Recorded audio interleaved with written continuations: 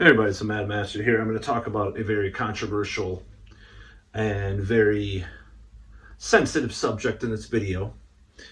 And I figured I'd talk about this because I'd rather do doing a general take on this, like, oh, here's how you can tell a grifter from a non-grifter, blah, blah, blah, which I might still do. I wanted to talk about this subject because of this person, because I do feel like they sold out. And that person is Joe Rogan. And I know it's going to be pretty cringe to say this, but I have seen the writing on the wall, and I don't discount the fact that I still enjoy his podcast from time to time or some of the things he says, but I will say that for the most part he's sold out. And I'll give you reasons why. So once in a while he'd have, some weird deep state kind of CIA guys like that Mike something Gallagher or some guy that he has on, the CIA guy. And he'd have the occasional billionaire like Elon Musk on, but he'd also have like, someone like Matt Taibbi on or something like that. But I've seen recently that he has less of those types of guests. And I don't mean from the left, if I want to say. I mean, just like not anybody that's like really a threat to power anymore. Like, who's in power now? Well, duh.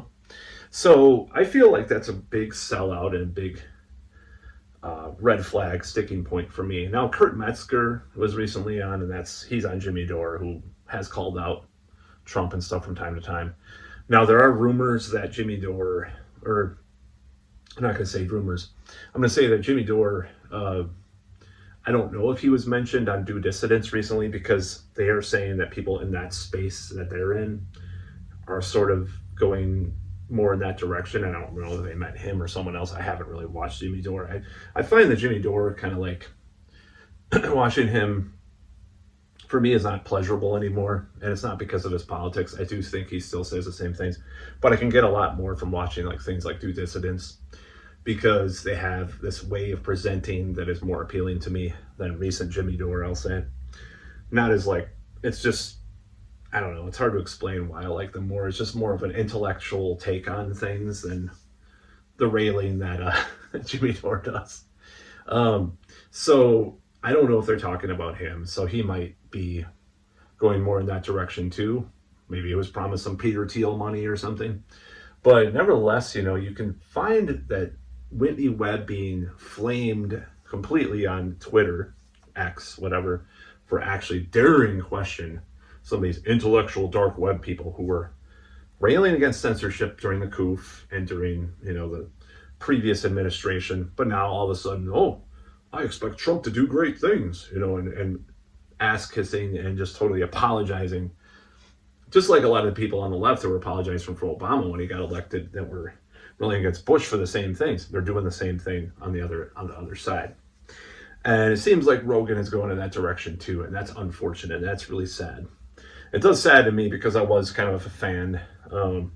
Now, Tim Dillon, who I'm still a fan of, is kind of sneaking some stuff in here and there. Hope he continues to do so. I really hope he's consistent. He did interview J.D. Vance, which is totally, to me, a sellout. Would George Carlin interview even Michael Dukakis back in the day? Just think about it from this point of view, okay? Obviously, Jon Stewart's had a variety of different political people. Either you have a variety of people on, or you are partisan and you are a hack, in my opinion.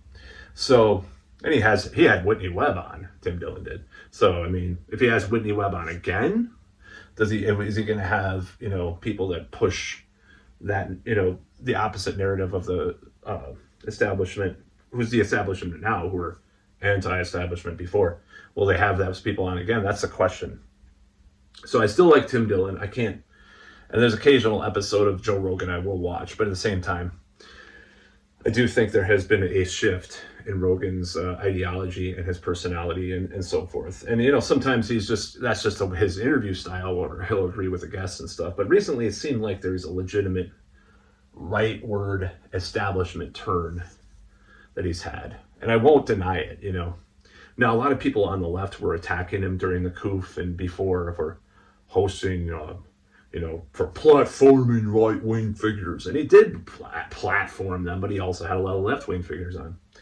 But when he stopped having some of those same people on, some of the left, the left or anti-establishment people on, that's when you see that there's an actual shift. And that's my whole point with this video, is I'm saying that there is definitely a shift going on.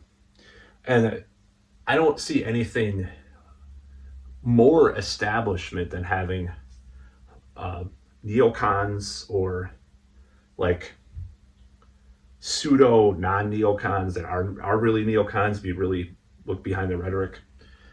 Deep state CIA kind of people, military industrial complex people, and billionaires that apologize for things and totally like misconstrue things and try to make people, gaslight people into believing like something that they want eliminated is like, for example, was it Andreessen that was on there? It totally like gave this completely false perception of a certain government bureau that was actually protecting consumers, and they said it was talking about censored, like they're tying actual legitimate, like debanking is a subject that I'm very passionate about. They were tying debanking with something that was totally unrelated. I can't remember the specific organization or bureau, but it was like it had nothing to do with that. Like it was just regulating their billionaire business rather than debanking, talking about debanking. He was like tying these two things together, which have nothing to do with each other. So this rightward shift that's happened with Joe Rogan and he didn't push back on it, but he doesn't push back on anybody. That is his style. I will be fair and say that has been his style, but I have seen a change in the guests. I'll go on my Spotify and my phone. That's the only thing I listen to on Spotify is podcasts. I don't listen to music because I have a voluminous CD and MP3 and even record collection is decent at this point. Some tapes too. Voluminous collection. I'm bad pronouncing things, even though I read a lot. But I'm so socially inept, I don't really talk to a lot of people in real life. But that's changing a little bit, but that's probably why I mispronounce words all the time, because I don't hear regular conversation and people are stupid anyway, so they don't really use the words that I use. I'm smarter than you anyways, so fuck you. Anyways, so that's very pretentious, Matt. Yeah. Anyways, yeah, I think Joe Rogan is like kind of sold out. Kind of, to Elon Musk and Donald Trump and, the Republican technocrat contingent that he used to complain about, that Alex Jones used to complain about.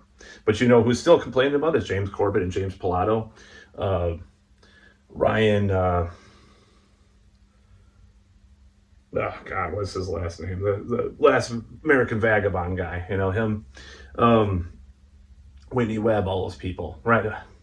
So, that's what I have to say. That's about all.